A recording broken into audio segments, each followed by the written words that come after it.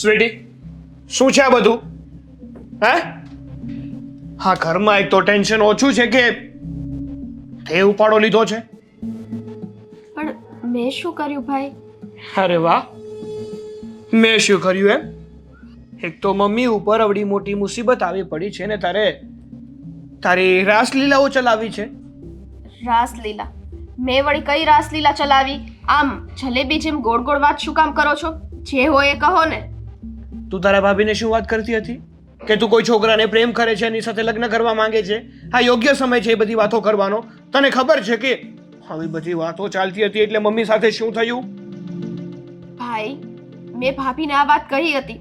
એ 100% સાચી વાત છે કે હું અશોક નામના છોકરાને પ્રેમ કરું છું, પણ મેં કઈ ખોટું તો નથી કર્યું ને એમાં. મેં ભાભીને કહ્યું હતું કે જ્યારે સાચો સમય હોય, સાચો મોકો હોય ત્યારે તમે આ બધી વાત જઈને ભાઈને અને મમ્મીને કરજો. અને તમે શું કહો છો? મમ્મી સાથે શું થયું છે? મમ્મી સાથે શું થયું છે એમ? હું અને તારી ભાભી આ બધી વાતો કરતા હતા અને મમ્મી બધું સાંભળી ગયા અને ચક્કર ખાઈને નીચે પડ્યા હતા. શું? અત્યારે છે ને પૂરેપૂરું ફોકસ મમ્મીને આપવું જોઈએ.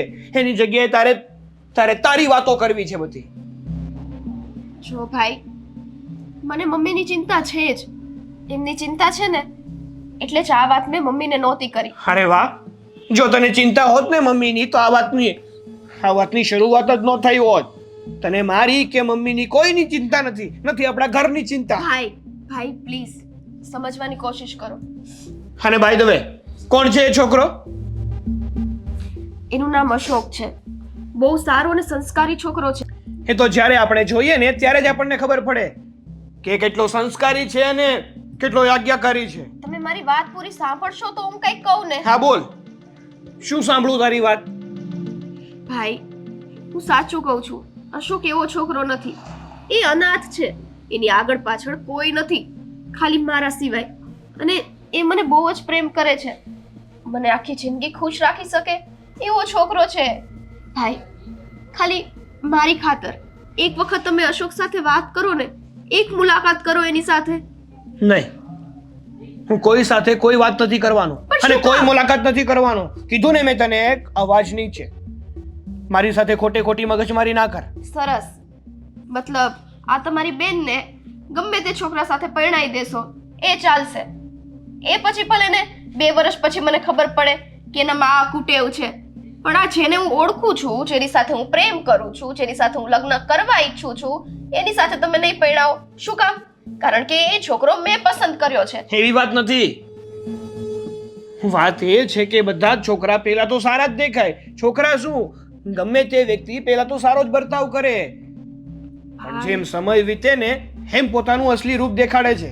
અરે પણ બધા એવા નથી હોતા. હવે આ તમે જ છો. તમે તમારું ઉદાહરણ લ્યો ને. શું તમે એવા છો? નહીં ને. તો પછી દુનિયામાં દરેક છોકરાને એ ક્રેડિટ કઈ રીતે તમે આપી શકો? ભાઈ, તમે મારી વાત સાંભળી લ્યો. તમે આ એક વખતે અશોકને મળવાની હા નથી પાડતા. તમે એક વખત એને મળો તો ખરા. તમે એક વખત એને મળો, એ છોકરાને પરખો કેવો છે કેવો નહીં. પછી જો તમને એ છોકરો ઠીક નહીં લાગે ને તો એની સાથે લગ્ન નહીં કરો. હું આજીવન કુંવારી રહીશ. સારું, તો એટલું જ બધું કહે છે ને કે એ છોકરો બહુ સારો છે, સંસ્કારી છે, તો હું એકવાર એ છોકરાને મળીશ. પણ જો સ્વીટી, એક વાત કાન ખોલીને સાંભળી લેજે. જો એ છોકરો મને ઠીક ના લાગ્યો ને તો હું તારા લગ્ન એ છોકરા સાથે કોઈ કાળે નહીં થવા દઉં. સારું ભાઈ, વાંધો નહીં. પણ અત્યારે તમે મળવા માટે તૈયાર છો ને? બસ મારી માટે એટલું જ ઘણું છે. સારું.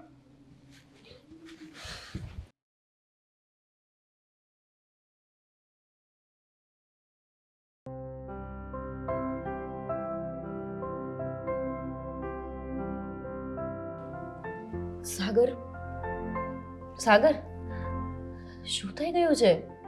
કયા વિચારોમાં ખોવાયેલા છો? કઈ નહીં. ચાલ આવી છું તમારા માટે. સાગર, એક વાત કહું? બોલ, શું કહેવું છે? તમને નથી લાગતું કે એક વખત તમારે અશોકને જઈને મળવું જોઈએ. કરીને વાત ચાલુ પાછી. કેમ સમજતી નથી તું? તું પણ કેમ સ્વીટી જેવી થતી જાય છે? મને તો એ સમજાતું નથી. સાગર, હું સ્વીટીબેન જેવી નથી થતી. હું તમને સમજાવવા માંગુ છું કે જે વસ્તુ એ તમને નથી કહી શકતા એ વાત હું તમને કહું છું. અરે પણ ગોપી, અત્યારે આપણી માટે ઇમ્પોર્ટન્ટ આપણા મમ્મી છે, ના કે સ્વીટીના લગ્ન અને પેલો અશોક. સાગર, મને ખબર છે કે મહત્વનું અત્યારે મમ્મીનું ધ્યાન રાખવું એ છે, એમની ટ્રીટમેન્ટ કરાવવાની છે. પણ તમે કેમ નથી સમજતા કે ક્યાંક એવું ના થાય કે આપણે ટ્રીટમેન્ટ કરાવવામાં રહી જઈએ, મમ્મીનું ધ્યાન રાખવામાં રહી જઈએ અને સ્વીટીબેનનું ધ્યાન જ ના રહે. એમના ઉપર અત્યારે પ્રેમનું ભૂત સવાર થઈ ગયું છે. એ નથી સમજી શકે એવું, એ નથી રાહ જોવા તૈયાર. ક્યાંક એવું ના થાય કે આપણે મમ્મીને હોસ્પિટલના ધક્કા ખવડાવવામાં રહીએ અને સ્વીટીબેન આ ઘર છોડીને જ જતા રહે. એના કરતાં તો સારું છે ને કે એક વખત એ કેવા છોકરાને પ્રેમ કરે છે એ તો તમે જાણી આવો. તમને એવું લાગે કે સ્વીટીએ જે છોકરાને પસંદ કર્યો છે એના યોગ્ય છે તો આપણે એમની સગાઈ નક્કી કરી દેશું. એટલે એમના મનને તો શાંતિ. ત્યાં સુધી એમના મનમાં આવું જ ચાલતું રહેશે કે તમે ક્યારે મળશો, ક્યારે વાત કરશો.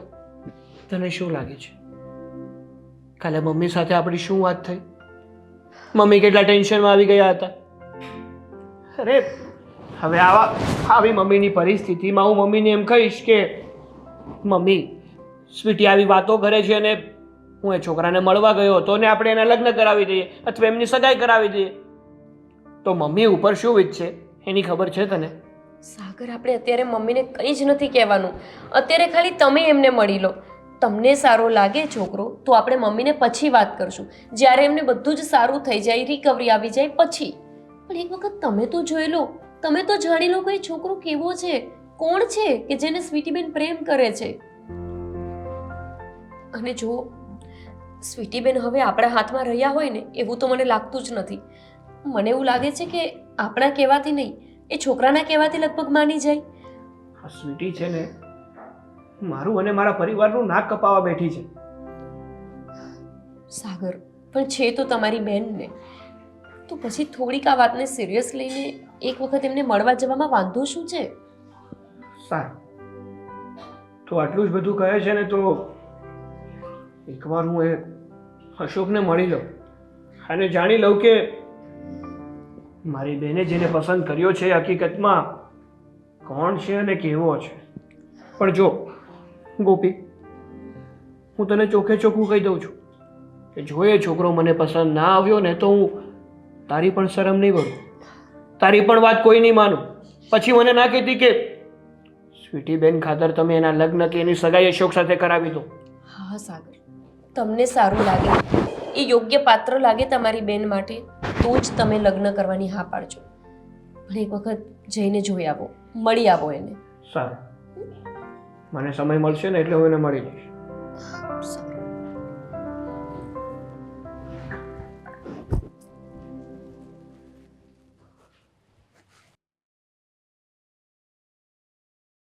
આજે સ્વીટીનો ભાઈ મળવા આવવાનો છે, કંઈ થશે તો નહીં ને?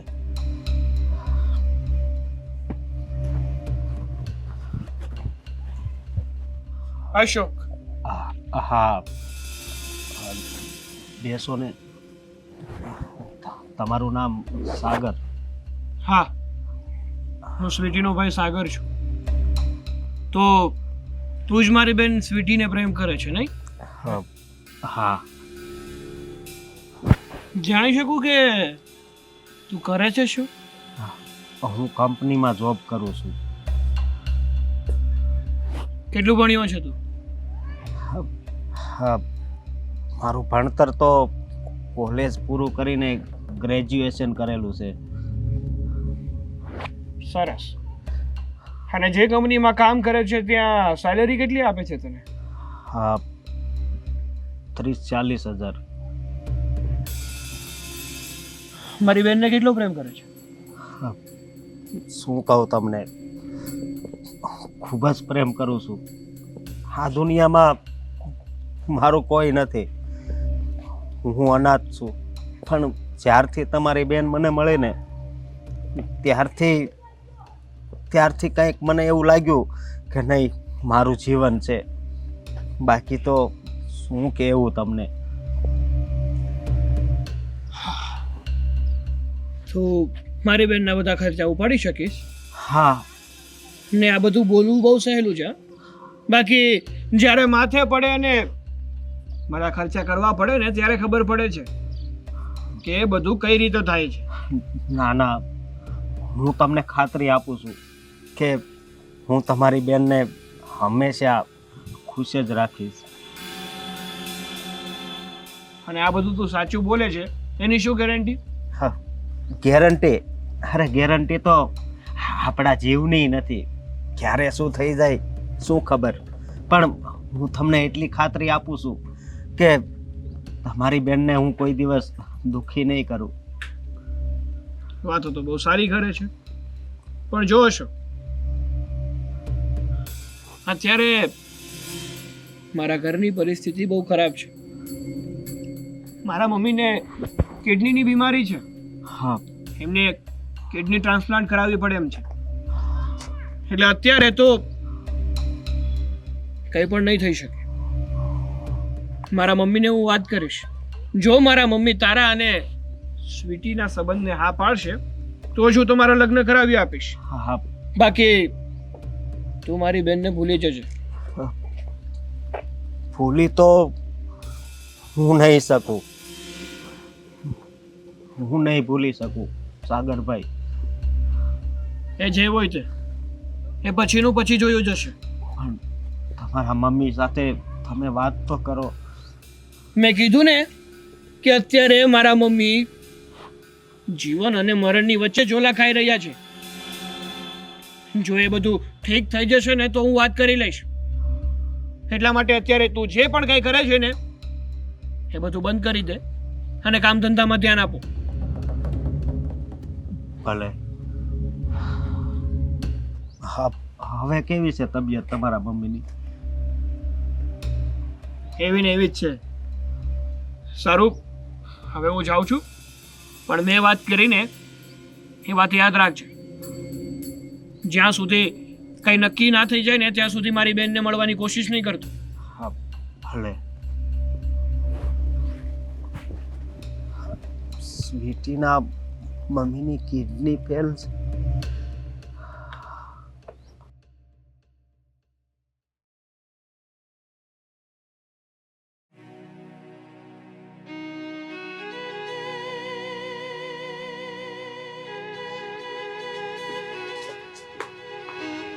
આવી ગઈ તું?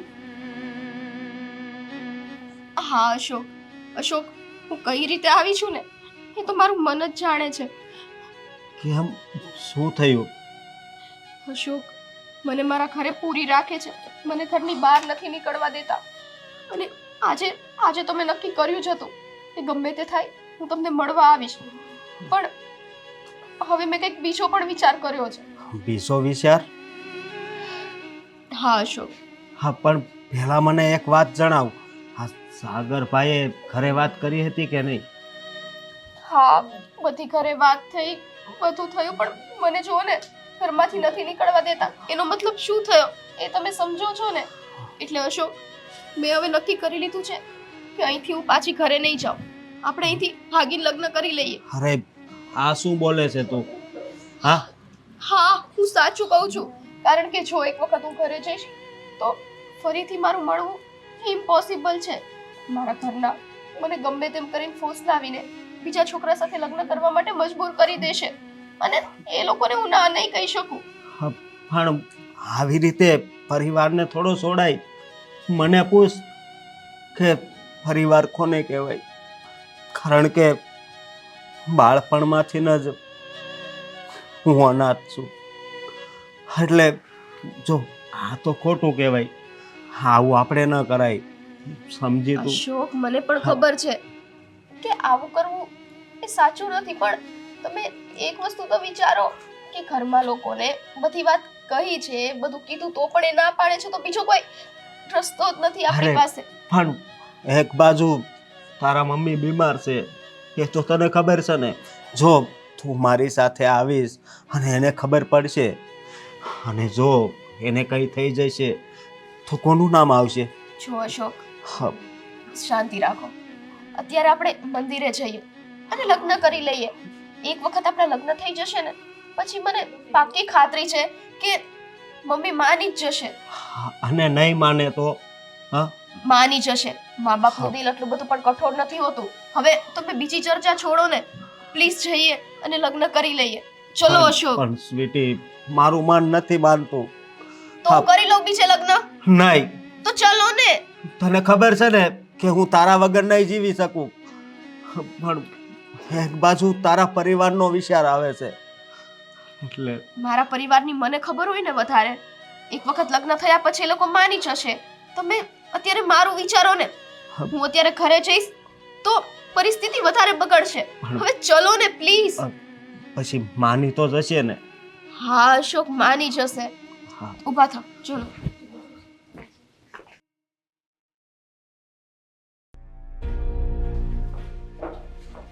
સ્વીટી, એક મિનિટ. હા ભાઈ, બોલો ને. ક્યાં જાય છે? અરે કાંઈ નહીં, થોડું કામ હતું તો બહાર જાઉં છું, પછી મળું આવીને. બાના ના બતાવ. મને ખબર જ છે કે તું અશોકને મળવા માટે જાય છે, પણ તારે એને મળવા જવાની કોઈ જરૂર નથી. કોઈ જરૂર નથી એટલે? હું અશોકને શું કામ ના મળી શકું? મેં તને કીધું ને કે જ્યાં સુધી બધું ઠીક ના થઈ જાય, મમ્મીની તબિયત સારી ના થઈ જાય ને, ત્યાં સુધી તારે એને મળવાની કોઈ જરૂર નથી. પછી જો મને અને મમ્મીને યોગ્ય લાગશે ને તો તારા અને અશોકના લગ્ન કરાવી દઈશું અમે લોકો, પણ ત્યાં સુધી શાંતિ રાખજે તું. લગ્ન તો હું એની સાથે જ કરીશ ભાઈ. હું ક્યાં કઈ ના પાડું છું, પણ લગ્ન તો હું એની સાથે જ કરીશ. અને હું તો ખાલી એને મળવા જાઉં છું. મળવામાં શું તકલીફ છે? કાઈ અંધારામાં રાખીને તો કોઈ કામ કરતી નથી. જે સત્ય હકીકત છે એ મેં તમને લોકોને જણાવી જ દીધેલી છે. અરે વાહ, બહુ મોટી થઈ ગઈ છે ને તું. સારા ખરાબની ખબર પડવા લાગી છે ને. તને ખબર છે અત્યારે મમ્મીની તબિયત કેટલી ખરાબ છે? અત્યારે તારી ફરજમાં એ આવે છે કે તું મમ્મીની સેવા કરે. અરે બારે મારો અશોકને મળવા જઈશ અને કોક જોશે તો શું કહેશે કે જો એની માની તબિયત ખરાબ છે, માં મોત અને જિંદગીની વચ્ચે જંજુબી રહી છે અને દીકરી બાર બીજા છોકરાઓ સાથે ભાટકે છે. બસ ભાઈ બસ. મમ્મીની ચિંતા મને છે નથી એવું નથી. મમ્મીની તબિયત પૂછવાની હોય એ સમયે હું તબિયત પૂછી જ લઉં છું. પણ તબિયત પૂછવાની ના હોય, એમની કાળજી લેવાની હોય. હા તો લઈએ જ છીએ. તમે મારી ઉપર એટલા ઊંચા અવાજે શું કામ વાત કરો છો? કારણ કે તારું વર્તન એવું થઈ ગયું છે, તારું કામ એવું થઈ ગયું છે. તને કીધું ને તારા કહેવાથી હું અશોકને મળવા પણ ગયો હતો અને મેં એમ કીધું ને કે જ્યાં સુધી મમ્મીની તબિયત સારી નહીં થઈ જાય હું એને પૂછી લઈશ. જો યોગ્ય લાગશે અને મમ્મી હા પાડશે ને તો તારા લગ્ન પણ કરાવી દઈશ. ત્યાં સુધી શાંતિ નથી રખાતી તારાથી. તમને ના નથી પાડી મેં. અને આટલા ઊંચા અવાજથી બોલો છો ત્યારે મમ્મી સાંભળશે ત્યારે એમની તબિયત ખરાબ નહીં થાય એ વિચાર કેમ નથી આવતો તમને? જો સ્વીટી, 100 વાતની એક વાત, તારે અશોકને મળવા નથી જવાનું એટલે નથી જવાનું. જા તારી રૂમમાં જા. મારી સામે ના જો, રૂમમાં જા તારી. આ તમે સારું નથી કરી રહ્યા ભાઈ. હવે સારું અને ખોટું તું મને સમજાવીશ. આજે પણ કઈ કરી રહ્યો છું ને તારા હિત માટે કરી રહ્યો છું, પણ નહીં. તને તો ક્યાં ભાઈની પડી જ છે, નથી માની પડી. બસ પોતાનો કક્કો જ સાચો.